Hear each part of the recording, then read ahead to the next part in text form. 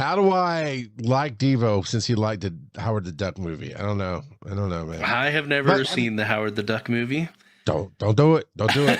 It was at the time. I thought it was. I was a kid and didn't understand some of the references. And I remember on TV, they randomly, seriously, they randomly put they were kind of full body Muppet. So Howard the Duck looked like a Muppet duck, right? Somebody in a suit walking around, whatever.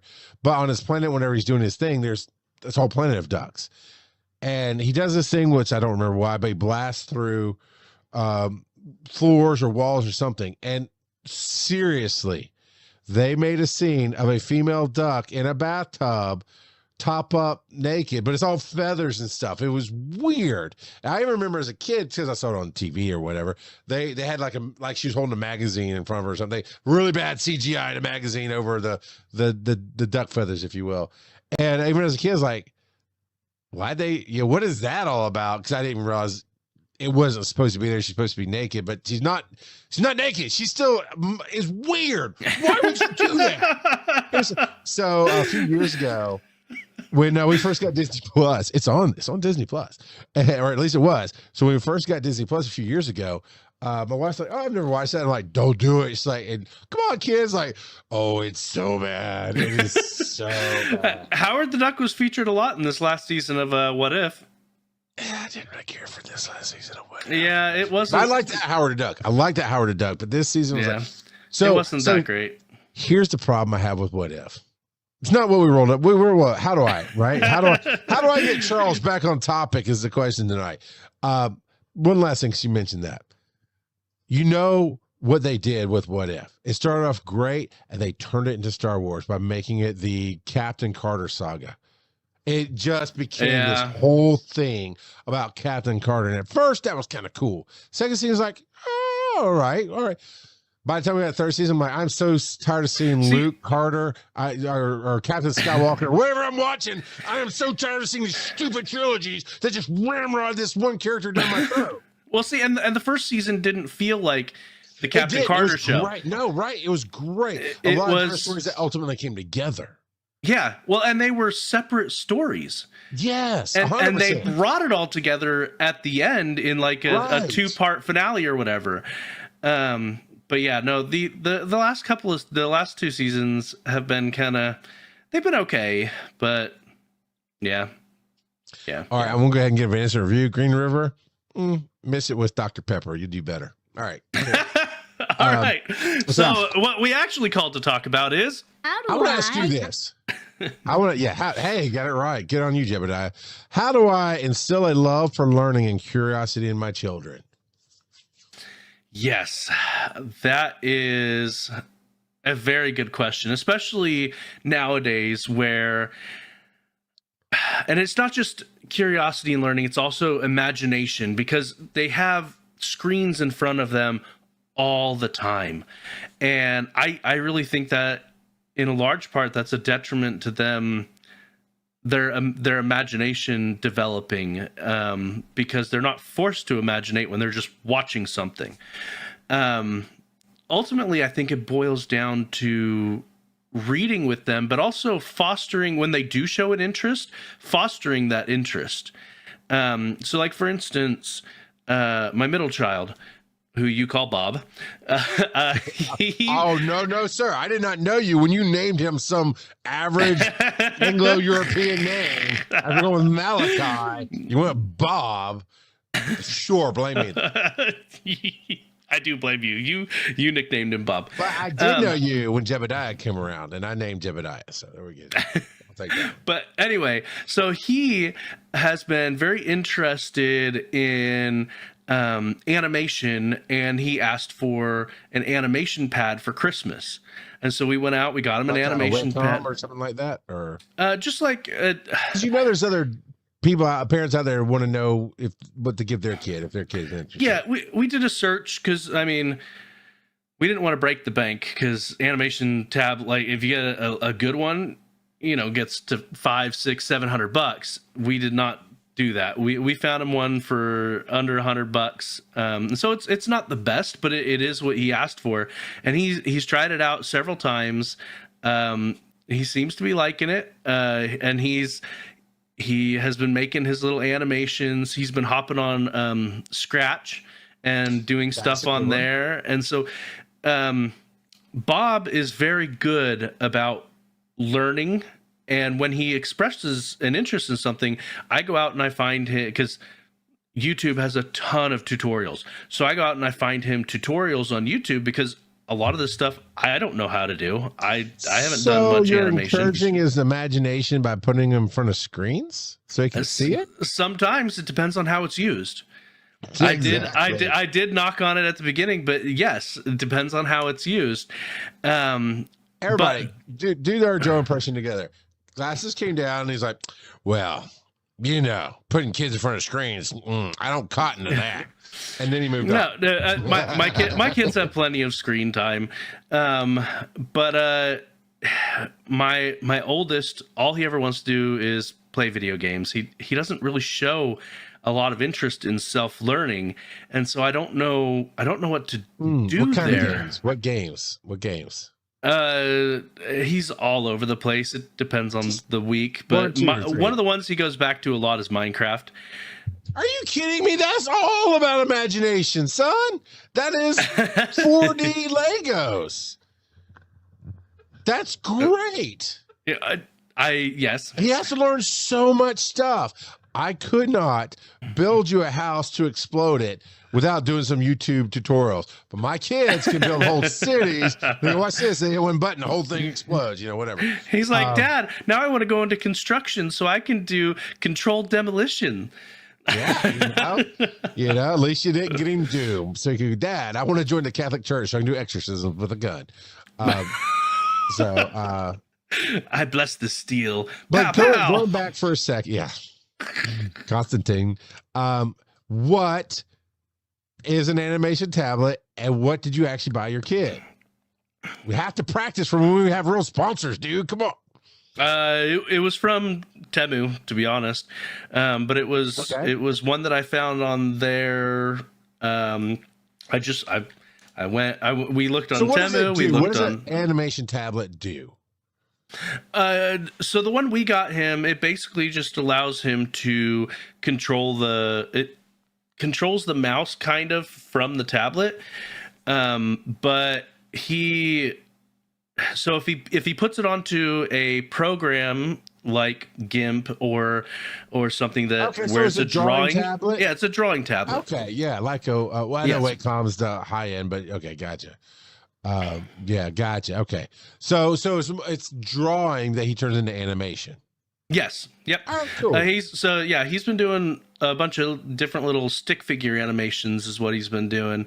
And because he started watching a YouTube channel where they were doing stick figure animations. And so he was like, I want to try that. So, So what I've done, and I put it up there, Kelsey says, Jebediah reminds us all the time that Minecraft is a learning game. And that's the thing. I want to encourage everybody, because it's easy for anybody to go screen times, especially since it's beaten to our heads, right? We all take our kids to the regular checkups with their pediatrician, this, that, and the other. I've had 4 kids. I've been to a whole lot of pediatrician visits because I'm usually the one to take them. And every time, well, do they get 2 hours or less of screen time? And we finally started laughing at them, especially right after COVID, when they were still at home, even at public schools, whatever. It's like, their entire school is on a screen, and they're forced to sit there 6 hours a day and then do homework on a screen. And then you want us to tell them that they can't watch at least one YouTube video to wind down for the day? 2 hours or less a day? What moron made that a guideline for kids? That's a moron who thinks, what did our parents think? I tell you what my parents thought. It's going to rot your brain. Evil in is evil out. That's the devil's tube right there. The devil's eyeball. Evil in is evil out. I know I've told this about on my mom's TV, one of those old 1990 TV centers that everybody had, right? On top of the TV, she had a cross-stitched little frame thingy on the thing. It said, trash in, trash out. It's supposed to remind us to watch good stuff. Then my dad showed me Predator, and that was cool. But that's the thing. Let's get rid of judgment for a minute and say everything can encourage learning. Yes, Joe, I hear your actual concerns, same as mine. I don't want you watching the trash. I don't want you watching the dumb stunts that are out on social media and thinking that's your thing, or the mean things, or whatever. I do try to steer them into learning. It's like Minecraft. I mean, my oldest is going on 20 this year. Yeah, 20. And I had to think about it. Four of them, whatever. Yeah. Going on 20 this year. And he will still cycle back to Minecraft. Like, he's had a version of Minecraft in his life since he was old enough that we felt fine giving him a kid's tablet. And of course, that's Jebediah's age, right? You just take it away, put it on top of the refrigerator. They can't get to it. So you control those screen times that way. But I found Sesame Street stuff to help them start learning how to trace and do numbers and letters at an early age. Because that's the other thing. I'm not going to be a hypocrite in my house. I'm looking at 3 screens right now, and I got 2 sitting on the side of my desk. And it is nothing for me to be sitting there watching a show and be on my phone playing a game at the same time, right? So I'm going to guide this. I can easily go, I'm an adult. I know my limits. I know when it's affecting me or when I need to turn it off, do something else. They don't, but I can teach some limits. So I've done that, but I've also, I started this one so it didn't go away. Full Run Through says, ours loves to help cook. It's a great way to get him off screens for a short time. It also helps us with his trying new foods because he will 9 times out of 10 taste it if you helped made it. That's so many layers there. So many good layers there. But yeah, I think you said it too, Joe, if they show an interest in something, you really try to feed into that interest, but you also show them your interests. You also need to have something outside of gaming or watching TV because they are going to be mirrors of you. So that's the easiest answer to give. How do I instill a love for learning and curiosity? Love learning and be curious because they will want to do what you're doing. And I think we talked about it. Pokemon Go. I know I talked about breaking the panel way back in the day, but for the longest times when we were broke, our family days, we'd have like $40 a week that we set aside and only had 2 kids at the time that we could do whatever we needed to with that. And at the time, this is 2010-ish. You could get coupons. I mean, you still can, but it's our economy today is not what it was in 2010. And you could get coupons and stuff. So for $40, you could get a decent amount of fun food for the kids. And Joe, you and I have talked about this, where your kids have an amount for the year to do like a date day with you guys and that kind of thing. So same idea. But we would always incorporate the library and always say, hey, sit here and read a book. Sit here and have, and I didn't have, because I hate SpongeBob, I didn't have those kind of games in my house. But it was SpongeBob Teaches Typing. So as much as I hate SpongeBob and refuse to let my kids watch that brain rot stuff, I'm sorry, millennials, if I'm crushing you. You're fine. You're fine. You can put the glue down, stop sniffing it. You're fine. So, but I mean, in all honesty, for little kids, I mean, SpongeBob is not made for little kids. It acts like it, but it's made for college kids. It just is. And they would see that and know that they didn't have it at home, so they'd go in. But at the library, it's all educational games, no matter what it was. And so they're always typing or learning something or clicking on some historical fact, even if it had SpongeBob or Smurfs or whatever on it. So yeah, you incorporate all that. And then I just really try to get them to go with me to do something I love that is curious or is learning, and have a good time with it. That kind of thing. Orville Redenbacher says, sometimes I try to find an extra homeschool class they could take to explore their interests. Bingo, bango, bongo, right there. Malachi takes a web design class. Bob takes drama. Jebediah takes PE. 100%. 100%. Yeah, we let them choose their electives at a homeschool facility. 1, to facilitate their interest, but also number 2, to make sure that they're getting some extra socialization. Because you're a socialist. Yeah, I understand. But yeah, no, that when my wife first approached us about going homeschool, that was one of my biggest concerns, was making sure that we develop their social skills. And so she's in a ton of different homeschool groups, and she gets together with other kids all the time. So she has done a fantastic job at making sure they socialize. So what I'm hearing is you're really crap at being a dad, but she's amazing at mom. She did everything. No? Sure. Yeah. No. Right? So Joe, let me ask you, what is something that, well, you talked about reading stories to them because that is something you really like to do. You like to read. Yeah. Yeah. Yep. So I know you kind of touched. So I want to tell a little bit more about how you got, let me ask you this. Are all three of your kids readers now? Off and on, but it's also because we pay them a penny for every page that they read of an age appropriate book. So they're like, if I finish this book, I get money. Yeah, when you get down to that last few days before the paycheck, you start handing them "See Jane Run." There's only 5 pages, kid. You know, I can't afford Mockingbird today. It's too much money. Harry Potter's that. Let Daddy get a bonus, then we can read Harry Potter. But you know, that's how we did it. Oh, I hope you did it. Pizza Hut book rewards. They still have those. Yeah, I know. I mean, I was so excited when my kids started doing school. I was excited to find out that was still a thing. And our local library did it, and you didn't have to go through the public schools. And so we would get them into reading programs every summer, at least 2. You know, the local school would let us do it, even if we're homeschooled, and then the library, and sometimes a third entity would do something like that. And yeah, that's a great way to do it. Another quick, easy way is just be involved in a moment of your kids' lives. I used to live in a place that was a lot more woodsy and remote, and we'd have snakes in the yard. And there's this one day the kids, I saw them out in the backyard kind of looking at something, so I went out there, and it was a black snake. And they were a little freaked out a little bit, but they were curious, right? And 4 and 5, 5 and 6, somewhere in there. And so I educated them on, we don't kill snakes. We came into his house. How would you like it if the snake came into our house and tried to kill us? Well, Daddy would take care of that. I just realized I gave you some nightmare fuel, kids. I'm sorry. I would take care of that. But the whole idea is, this is his house. We leave him alone. We can look at them. They're pretty. And I took him a basic chart and said, and in Georgia, these are only the bad ones that you really need to get away from. We only have 2 really, and 3 cottonmouth, copperhead, and sometimes rattlesnakes, but you got to really North Georgia, I think, to get rattlesnakes. But it's like, if you see those, you need to let Daddy know. Otherwise, just let them go. Just let them be alone. You know, don't mess with them.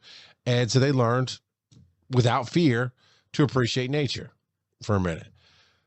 Yeah, we had a big old rat snake in our yard one time, and the guy across the street, actually, if people in the neighborhood will call him to ask him to relocate snakes for him, and so he relocates them often to his own yard, or he'll take them to the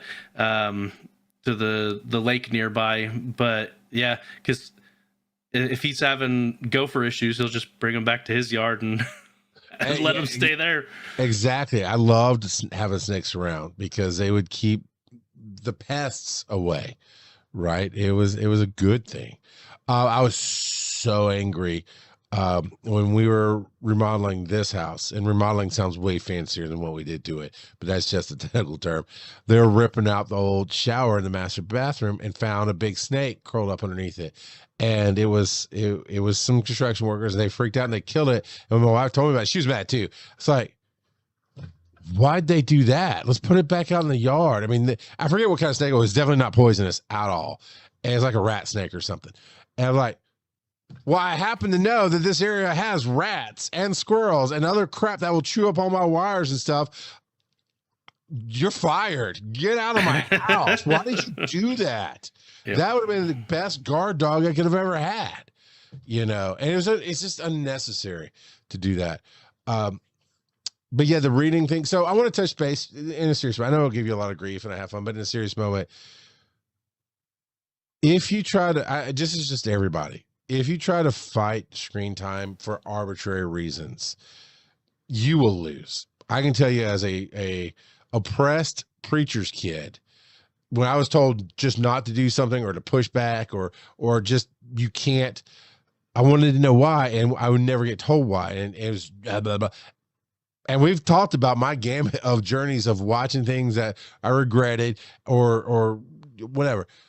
But And I actually saw a scientific principle. If you tell, I don't know if it's a true story, but the story was a security guard got hired to protect this painting. It's called Three Figures. And it's literally just kind of circle heads, no real details, just this art piece has three generic figures. And they told him to stand there and do not look at the painting, do not interact with the painting at all. You're just here to make sure nobody messes with the painting. And he didn't even go 12 hours and he drew on the painting. He drew eyes on the circle eyes on the paintings. And like, why'd you do it? He goes, because I thought it'd look better. But a psychological principle of humans is if we give somebody some reasons and some flexibility, they will stay within those guidelines. But if you tell somebody 100%, this is a tiny box and it's our nature to push back and give, elbow and get some breathing room and that kind of thing. So by all means, rules are great. I still have them somewhere because my wife didn't want to get rid of them, but we have these tiny little kid tablets that were the first tablets my oldest two had. And it was locked down to Amazon Kids or whatever was available at the time. And even then I had to approve everything that they looked at and touched. But I took it as learning opportunities too, Joe. I know you can spot one of those cheap, stupid, possibly scam apps a mile away, right? You can see the logo like, no, this is a trash app. But my kids, all they would see was like, raise a baby doll or paint the nails. Like, no, let me go buy you a good game because this is trash. But I used it to show us, okay, it's safe. We're going to download and we'll show you. And then the ads would pop up and they couldn't enjoy their game. And so I use that to guide them. And that's really what you need to do. In my opinion. Yeah, my kids kept wanting to download fake Minecraft that's just full of ads and spamware and stuff. I'm like, no. You have also, Minecraft. Why do you want the fake one? Stop. Yeah, oh, no, that's the thing. But also, Steven says, oof, I'm not an arbitrary rule maker. I just can't do it. The screen time thing is so hard for me. And my question is, are you watching the behavior of your child? Because when it affects your behavior, that means it's getting in, whatever it is getting into their psyche, right? So are we worried about screen time because we've been told to worry about screen time? Because again, 3 screens in front of me, I'm on a computer for work a lot. We're all on our phones for different various reasons a lot. We all have screens and we are fine, mostly as human beings. And I would dare say it is what we take in and live in that echo chamber that makes us not fine. Here's an example of a rule we gave. Disney Channel's typically okay, but we got tired of it because every adult was stupid. And they just were ignorant, stupid, dumb, and then screaming all the time. That's a lot of kids. Go to. We just didn't have Nickelodeon streaming back then when the kids were small enough. So this scream. So we'd say, nope, new channel, do something else. Nope. And for a little while, we actually banned at different ages. All of our kids at different ages have been banned from watching things with people in it because it got too easy. Even that Ryan, Ryan on YouTube, the kid that does the toys. Yeah. He started off great, but even that became too much. It became a big commercial, right? Which is fine. His dad's a producer. Make your money. I get you. But even then we're like, okay, it's just repetitive. It's just dumb. We just pointed out it's dumb. And here's the thing. They listen to you. They do. Even if they're like, but I like it. It's like, well, you get 20 minutes of that. You get 2 videos of that and that's it. And then you got to watch something I want you to watch, or you got to go out and play. And we gave them so many reasons to go outside: bicycles, skateboards, play houses, bats and balls, in the summer, little inflatable or those little plastic wading pools that you can do.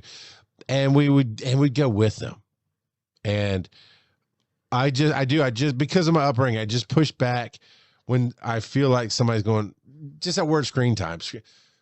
What does that even mean? Right? Because we're doing it all the time. So if we can watch their behavior, when my kids got to where they were old enough to start processing what they saw of the Disney Channel or the Ryan or the whatever, and not act like it, then we let a little bit more of it. Because here's the reality. You can be strict. You really can. But life will find a way. We saw that in the documentary Jurassic Park. And it will come back on you.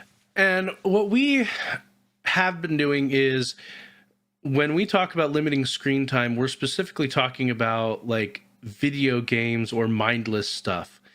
And Well, see, so like I still take issue with video games because they can still it challenge depends on your the video brain. game. There are It some that are just does. trash. Nate, But I'm curious now. Name one. Give me a trash one. Do a trash one, Joe. Rec Room. See, I haven't played it, but I thought that was kind of a place where you could kind of do mini Minecraft and many things with other people. I don't know. It just looks like trash to me. Oh, God. Oh my God. You know what's a trash game? Why is it nerdy the game? Don't get that one. But no, like, so if they want some extra screen time beyond that, then I'm like, okay, yeah, sure, go watch some Schoolhouse Rock or something. Yeah. But yeah, so it's more so that we limit how much free for all screen time they get rather than guided screen time. Now, and by no means am I questioning anybody's parenting choices as far as rules. I am inherently pushing back against the generic screens are bad. And I'm sorry, John, we'll give you a little, not intentionally to be funny, but I'm going to push back on the trash games. Okay, there are definitely trash games out there. There are. But we just like there's trash people. We need to take it moment by, in my opinion, moment by moment. Clearly, they should just be playing Minesweeper 24/7. That's less of a thinking game because it's so random. There's no patterns to it. There are tons of patterns to it. What are not that you your just brain didn't know how to play? Yes, I feed that thing a punch. You shut it. All right, look, we can agree on this. Steven says our thing is I'm okay with the screen time until you can't put it down when the time comes. If you start fighting with me, we need to change tactics. And that's what I'm talking about, the child's behavior, how they're acting towards their siblings, how things are going on. And there's been many a time when typically with my oldest daughter, but when she'd start acting out, I was like, I'm not going to use the actual phrase I use because we're a family-friendly show, and my family is friendly with 4-letter words, but this show isn't. But I was like, "You're acting like the stupid YouTube crap you watch. Give me your tablet. You're done for a while. I'm not going to have it."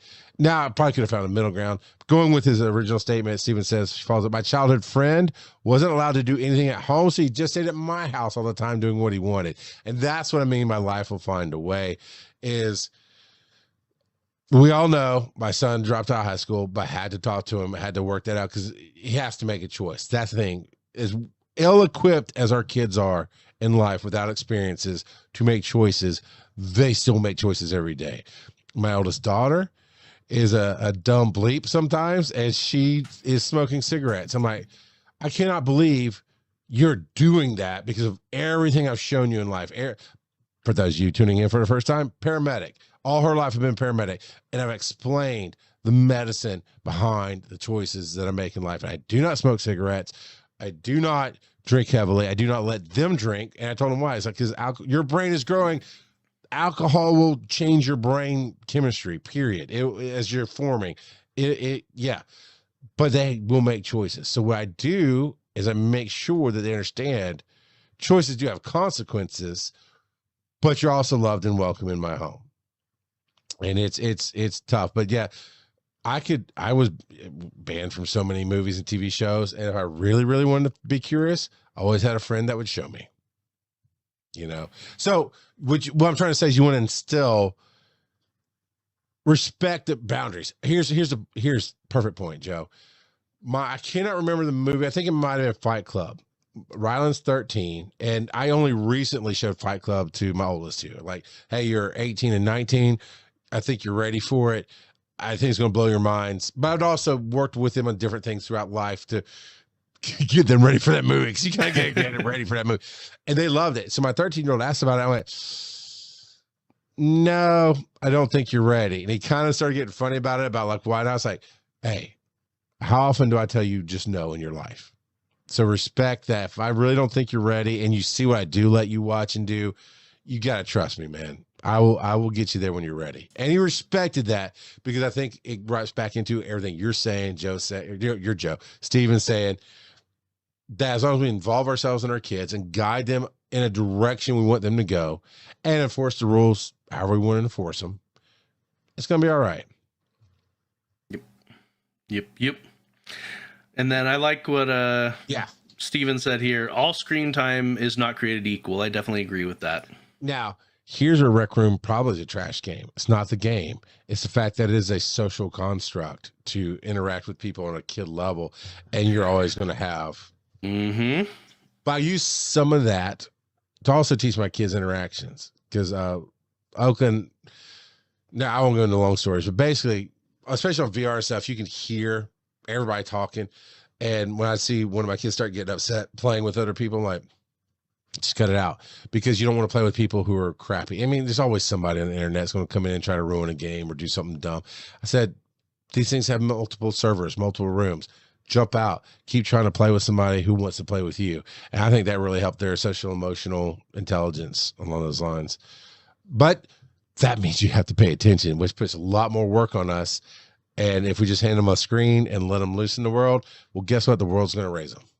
And I don't want the world raising my kid. And I don't mean secular versus church. I mean, I don't want humans other than myself investing time in my kid if I can help it.